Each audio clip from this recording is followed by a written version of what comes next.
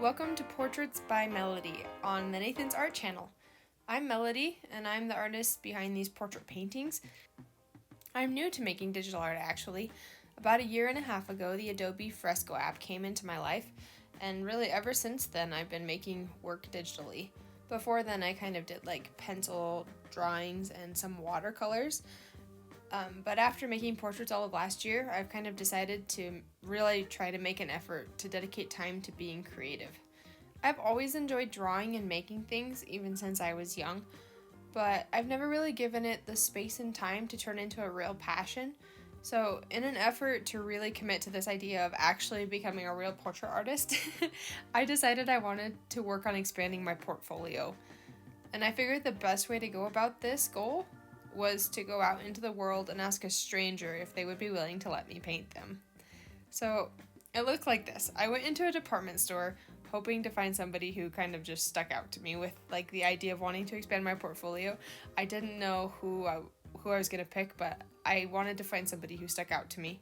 So when I noticed this woman that you see me painting standing in my aisle, I took a few deep breaths and went over to talk to her. I started to give this speech that I had prepared that I thought would make things seem less awkward, because when I'm nervous I get super jittery and I lose my train of thought and I get really high energy and high pitched. So I thought if I came in with this speech prepared that I would be able to stay calm, cool, collected, less awkward, and right in the middle of me trying to explain things very quickly because I was nervous, she stops me and she says she doesn't speak English. And so when I switched to Spanish, I lost my entire train of thought. I scraped together a very long and confusing way to say that I wanted to paint her. And after probably embarrassing myself by talking way too much, she thankfully said yes. Talking with her in Spanish was on my mind while I was making this painting. I think mostly I was reliving the moment over and over, thinking how I could have expressed myself better. Maybe my anxiety was kind of taking over while I was making this, but I was also kind of thinking about my experience learning another language and living in another country. So I learned Spanish serving as a missionary for my church. I grew up in an only English-speaking household, and I grew up in a really rural area, so there wasn't a whole lot of diversity, and there weren't people around me speaking Spanish. So me moving to Mexico was my very first experience living somewhere where people actually spoke different languages. And even though I had taken classes in school, I did not know how to speak. I did not understand anything. And so it was a really huge learning curve for me. I remember the first moments that I slowly started to be able to recognize a few words here and there. And one of the words that I heard a lot was the word I.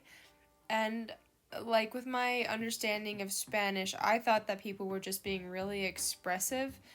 And I just was like, wow, everyone around here is really surprised all the time saying I. But I finally decided to take a moment and ask my companion who was with me, which is a roommate that we stuck together all the time for safety, and we worked together. But I finally got the courage to talk to her about it. I was like, okay, I don't understand why everybody is just so expressive about everything. Why is everybody acting surprised? Or I just didn't understand. So when I asked her, she was like, oh, and was laughing. She thought it was really funny. But I is also the way to say that there are. So people were using it to just say hay comida suficiente para los dos. To say there's enough food for both people. But I had no idea that they were saying that. I thought they were oh, there's food for both people here, or something like that. I don't know. I just thought everybody was super expressive. So it just was a huge moment for me where I realized I was actually starting to understand people and speaking a different language than I had known. And I was actually starting to recognize new words that I didn't know yet, which was a really cool thing to actually sit and hear words that I didn't know. Another part of being a missionary was that people often invited us over into their homes for dinner. And in Mexico, they had the bigger meal in the middle of the day around 2 p.m. So we were sitting at dinner with this family, and once we had finished eating, they announced with enthusiasm that they've got papaya for dessert. And now I really, really don't like papaya. In Mexico, I tried it for the first time, and every papaya I've had since then has just been awful. It was awful there. It's been awful everywhere else. And so I tried my best to tell her politely that I was full and that I had no room for papaya. There was no room. And she came back with papaya for each of us, and it was huge. She had like served it and cut it in half, so we each had half of a papaya. She had to purchase like 3 or 4 papayas. Like there was a lot of papaya. And I just remember like sitting there with these huge eyes just thinking of this like horrible flavor I'm not going to be able to get out of this. She obviously wants me to eat it anyway, even though I told her I was full. And so I guess at that moment I realized that even if you can communicate with somebody and express yourself well, that doesn't mean they're always going to listen to what you're trying to say. And there were some really cool moments where I felt so at home with people in Mexico. I remember one time we were at a family's house and the dad was making jokes and the grandpa was there teasing his wife and the kids were just playing and everybody was laughing, and it just was a really like wholesome environment. And I had a lot of like, I don't know, feelings that like I felt so at home. I felt so close to the experience that I had had with my family that it just was so awesome to feel that in a different place with people who I didn't know before.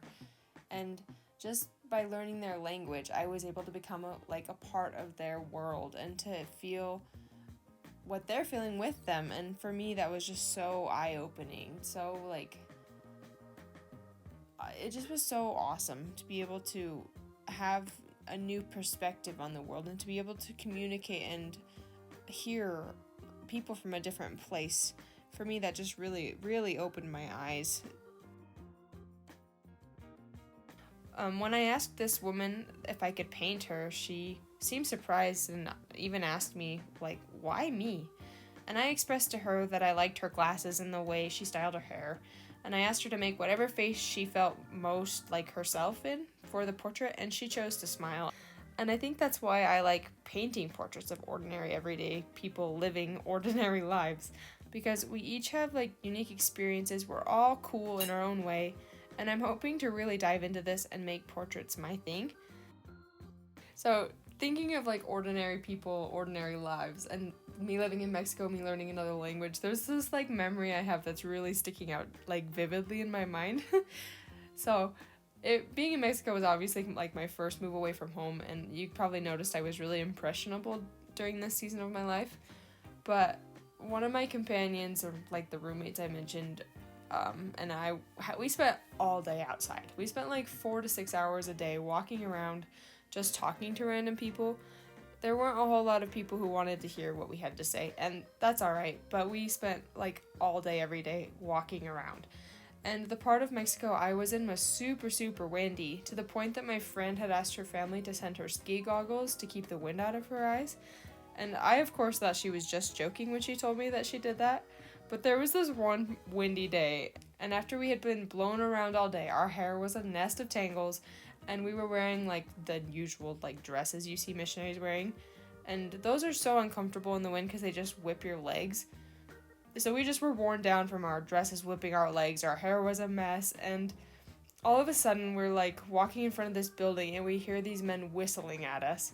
And I had been kind of watching my feet because I don't want to trip, so I'm watching my feet, looking where I'm going. And when I look up to see them, I look over to my friend to see if she heard them too.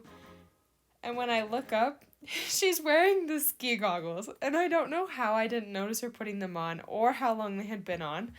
But before these men had like whistled at us, I hadn't even noticed. So as soon as I saw her face, I just bust out laughing.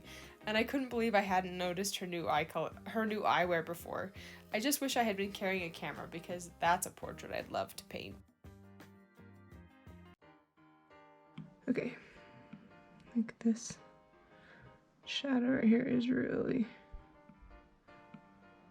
needs to be softened up.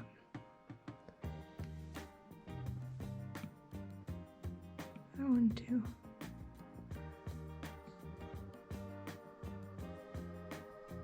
I think that's better.